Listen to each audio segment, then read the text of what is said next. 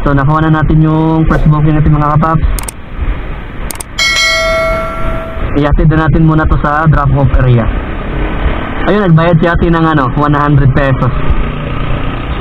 Tapos yung dito, yung bayad sa kay Lalamove is 84 pesos lang. Tapos nagbigay ng 100 pesos si ate, si ma'am. So ayos, lagay muna natin sa CO box natin para hindi malaglag.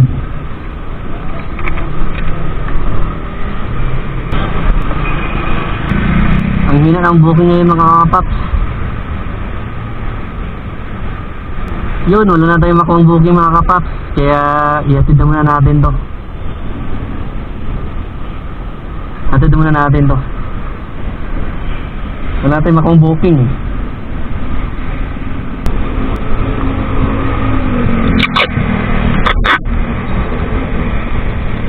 Yun, alis na tayo. Punta na tayo sa ating drop off area. Punta tayong Taguig. Meron siyang mga paps, meron siyang 10 km simula Pasig to Taguig. Tapos yung bayad niya is 84 pesos lang. Let's go.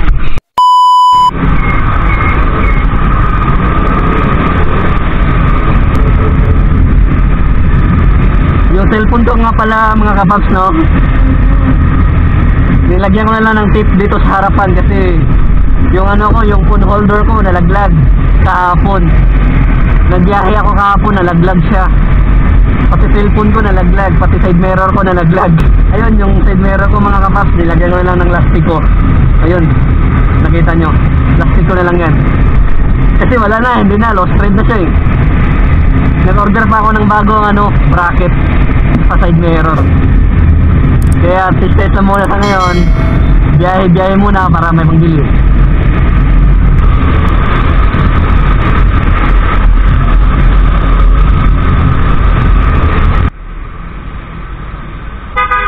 Kung nakikita nyo mga kapaps, medyo makulimlim na kasi hapon na ako lumabas. Mag-alas 6 na kasi. Kaya medyo makulimlim na. Pagdating natin dun sa drop off area natin is medyo gabi na. Pero okay lang yan. At so yun na nga mga kapaps, na dito na tayo sa entrance. Magpakita lang tayo ng ID dito.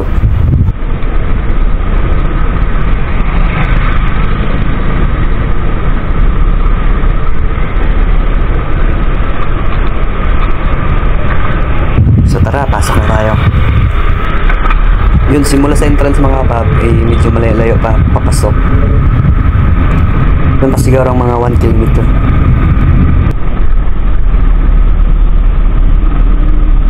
At ayun mga kapaps, dito na tayo sa ating drop off. So yun mga kapaps, no, na drop off na natin yung ating first booking. At hindi ko nga pala na video kasi bawal daw yung camera sa loob, sabi ng guard, kaya yun, hindi ko na record ng video.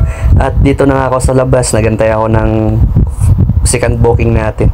Medyo madilim na nga ngayon kasi 6:23 na. So yan mga kapaps, may nakuha na tayong second booking papuntang Taguig to Makati. At ayun, nakuha ko na at ihatid natin sa Makati ngayon. Meron siyang 11 km mga kapaps.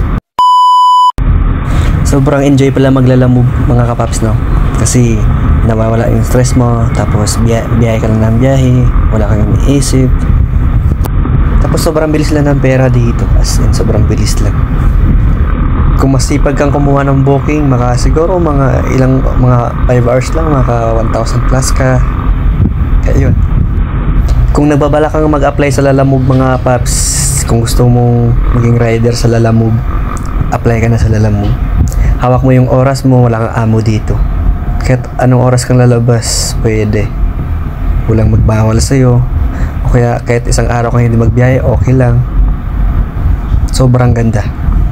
Sa una lang ito mahirap mga paps kasi nung first time ko, sobrang hirap kasi hindi ko pa alam. Tapos yung mga daan dito, minsan naliligaw pa ako kasi bago lang ako dito eh. So ayun mga paps, malapit na maubos yung gasolina ko, kaya hanap na tayo ng gasoline station. Yun mga kapaps, no, nakapag-gas tayo. Buti hindi tayo naubusan ng gas. Tuloy-tuloy na tayo papunta Makati mga kapaps.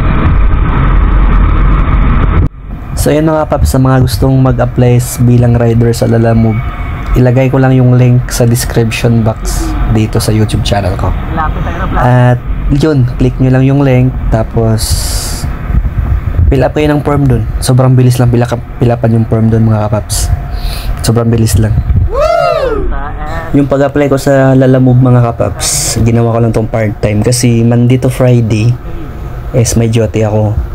Tapos Sabado-Linggo yung day off ko, kaya Sabado-Linggo ako biyahe bilang Lalamove rider. Sabado-Linggo lang yung free ko eh.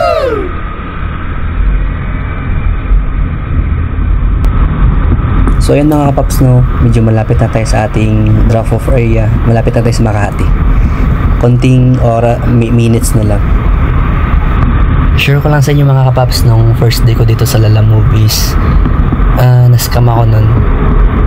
Bali, nag-abono ako ng 700, tapos pagdating ko sa drop-off area is wala pala.